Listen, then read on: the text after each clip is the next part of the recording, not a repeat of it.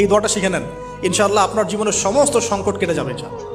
আমি নিজেও এই দোয়াটা বেশি বেশি করার চেষ্টা করি। দোয়াটা হচ্ছে, মুসা আলাইহিস সালাম একটা গাছের নিচে হেলান দিয়ে বসলেন, বসে দেখলেন দুজন মেয়ে দাঁড়িয়ে আছে দূরে, পানি নিতে পারছে না, লোকজন পানি নিয়ে যাচ্ছে, ওরা দাঁড়িয়ে আছে বেচারি। মুসা আলাইহিস সালাম গিয়ে বললেন, কি সমস্যা আপনাদের? তারা বললেন যে আমাদের বাবা অনেক বৃদ্ধ মানুষ, আমরা পানি নিতে পারি না যতক্ষণ না আমাদের কম পানি নিয়ে চলে যায়। তো মুসা আলাইহিস সালাম একটু বললাম না, ফিজিক্যালি খুব স্ট্রং ছিলেন, থাকে না বডি বিল্ডার, সামনে গিয়ে কথা বলে সরো পানি দিতে দাও, তখন মানুষ একটু মূল্যায়ন করে না। তো মুসা আলাইহিস সালাম এইভাবে পানি নিয়ে দিলেন এবং বাছুরদেরকে পানি পান করালেন, করিয়ে গাছের নিচে এসে বসে আছেন।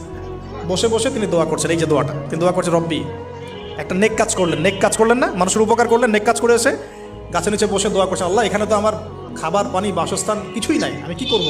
রব্বি ইন্নি লিমা আনজালতা ইলাইয়া মিন খায়রিন ফাকির, রব্বি ইন্নি লিমা আনজালতা ইলাইয়া মিন খায়রিন ফাকির।